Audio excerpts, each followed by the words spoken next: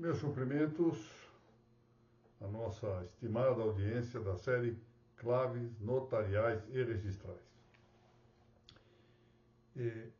Agradeço mais uma vez a presidência da Noreg do Paraná, na pessoa da professora Mariana Pozzenato Martins, bem como a coordenadora acadêmica da mesma entidade, doutora Mônica Dalla Vecchia.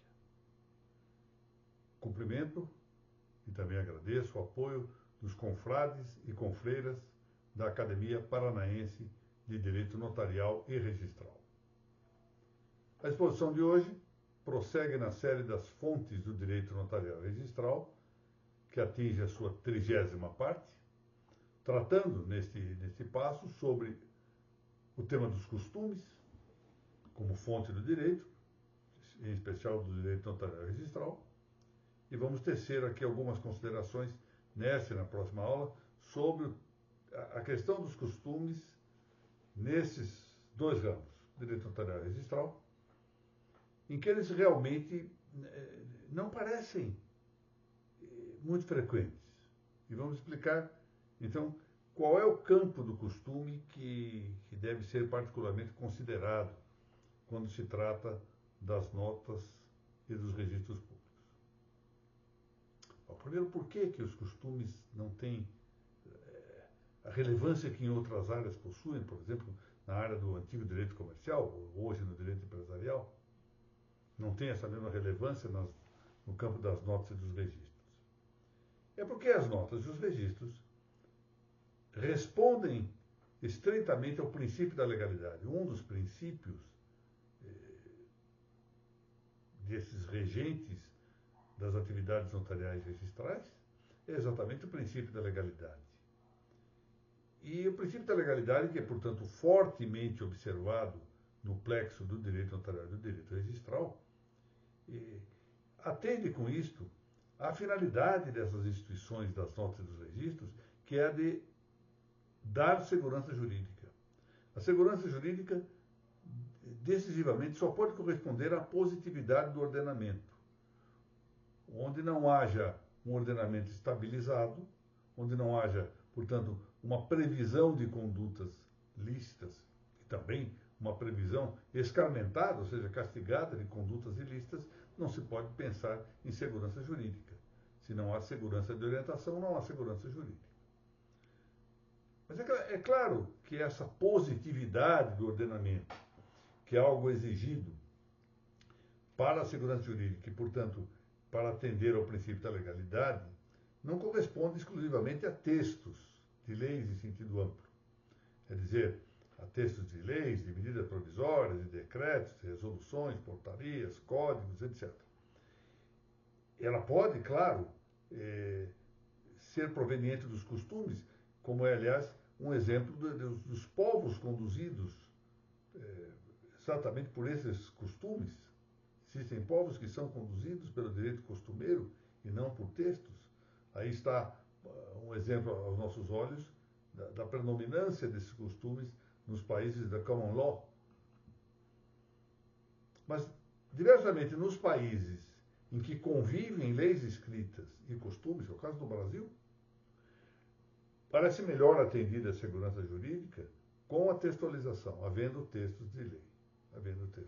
Porque há essa duplicidade, leis e costumes, e muitas vezes chocando-se entre si. Já examinamos essa possibilidade do conflito.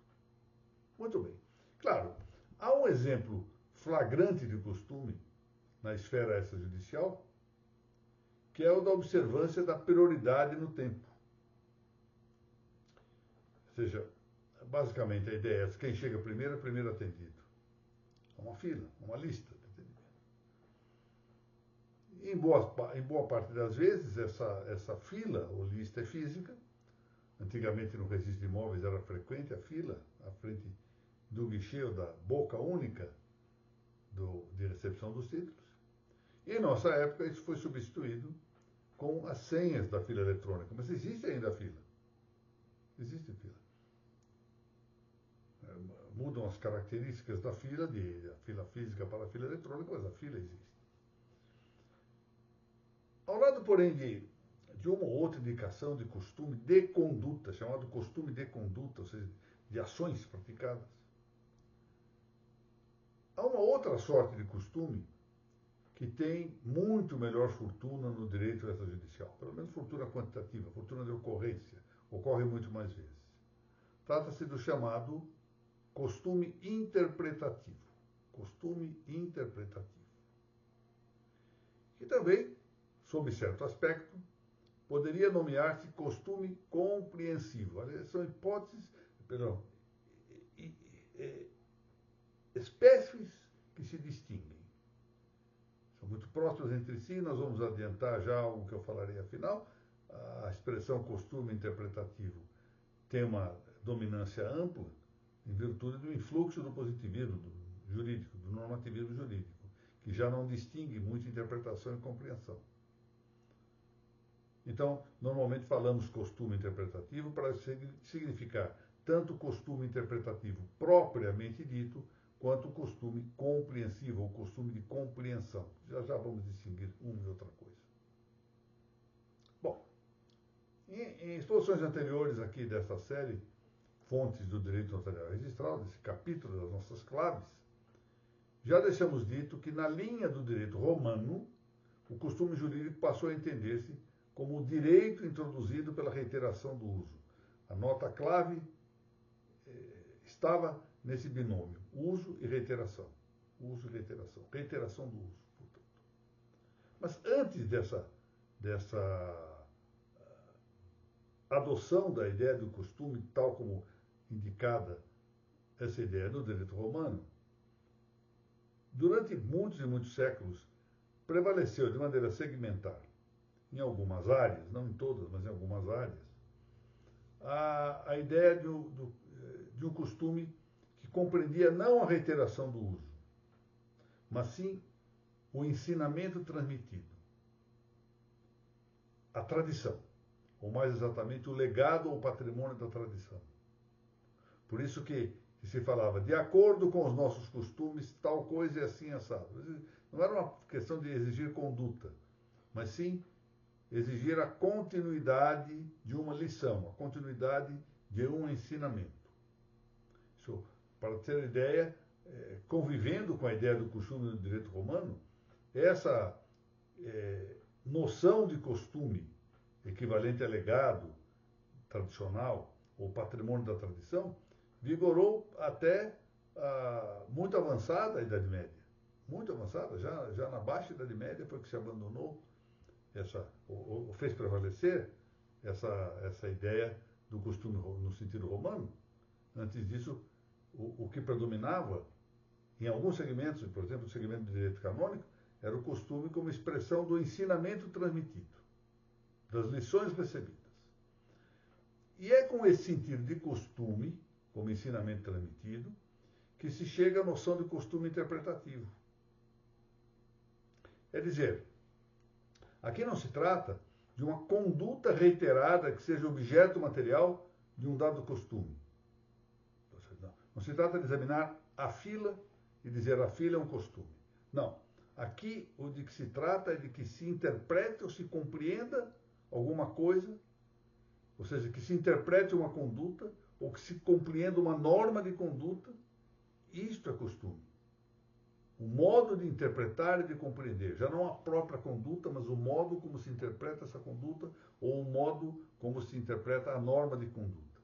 Quando se trata de uma norma que trate de dar um significado a uma conduta, aí nós temos a hipótese que, uma vez reiterada, leva ao costume interpretativo. Interpreta o costume sempre do mesmo modo.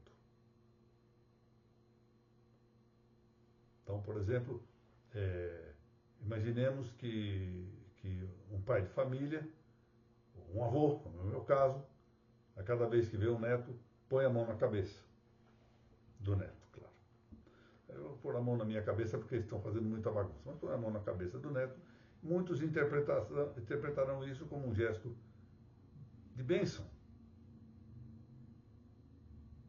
Então, não se trata que seja o costume reiterado de pôr a mão. Suponhamos que eu não faça isso com frequência, faça de vez em quando, mas que todos interpretem isso como um gesto de bênção. Então, independentemente da reiteração do uso, o que se reitera é a interpretação da conduta. Isso é que é reiterado. E a mesma coisa pode dar-se, agora já não em relação a uma conduta, mas em relação a uma norma de conduta. Então, vamos lá distinguir. Uma coisa é a própria conduta costumeira. Vamos lá, novamente.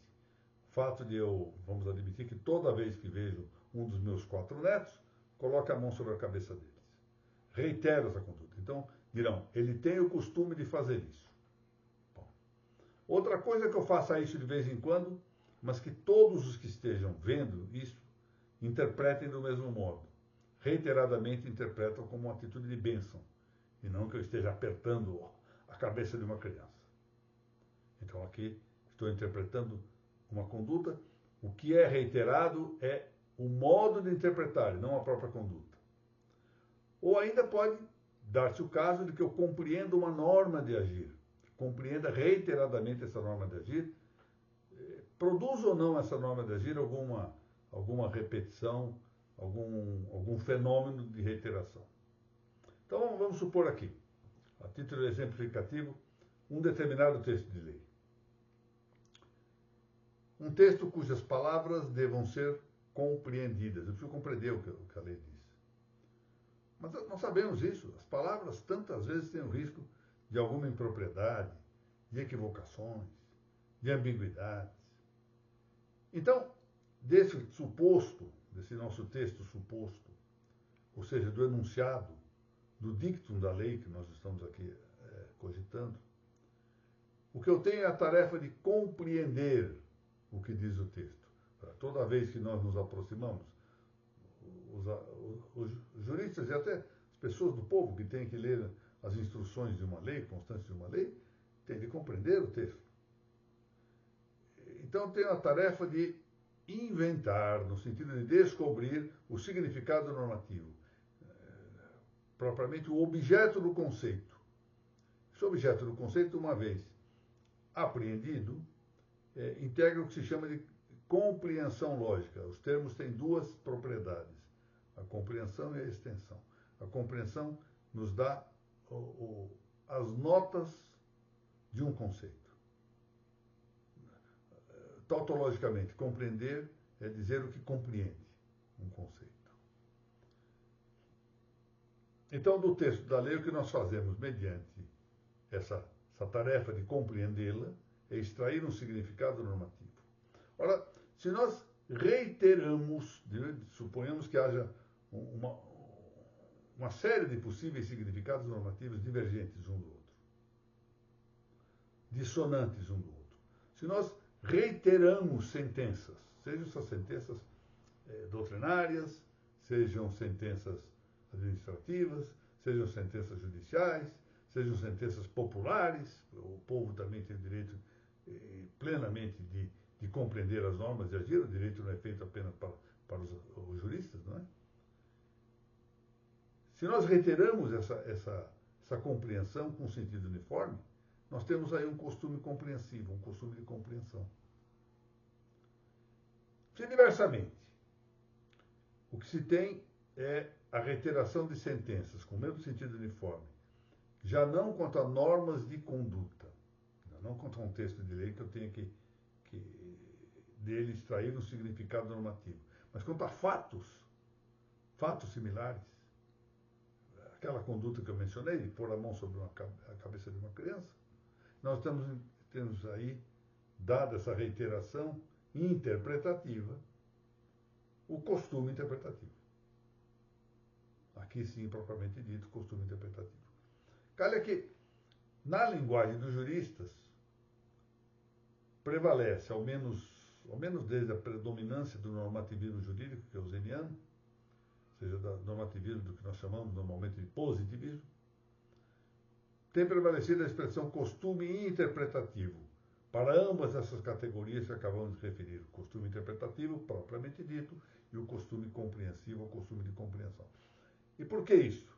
Porque o normativismo keynesiano praticamente não distingue compreensão de um lado e interpretação de outro. Tudo é interpretação. E passou isso para a linguagem da moda, e nós temos que considerar, não podemos nunca desconsiderar o usus loquendi. É importante isso. Bom, vamos parar aqui. Penso que fica bastante razoável a indicação do que seja o costume interpretativo, e nós já projetamos como esse costume interpretativo, no sentido amplo, abrangendo, portanto, o costume de compreensão, vai ter seu papel reconhecido como fonte do direito notarial registral.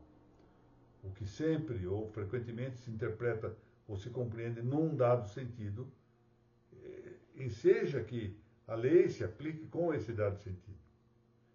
As pessoas têm nessa ideia do costume interpretativo uma fonte do direito. E, no caso das notas e dos registros, uma fonte do direito notarial registral, pois. Muito bem. Torno a agradecer àqueles que assistiram a essa aula quase ao vivo, quer dizer, no dia da gravação.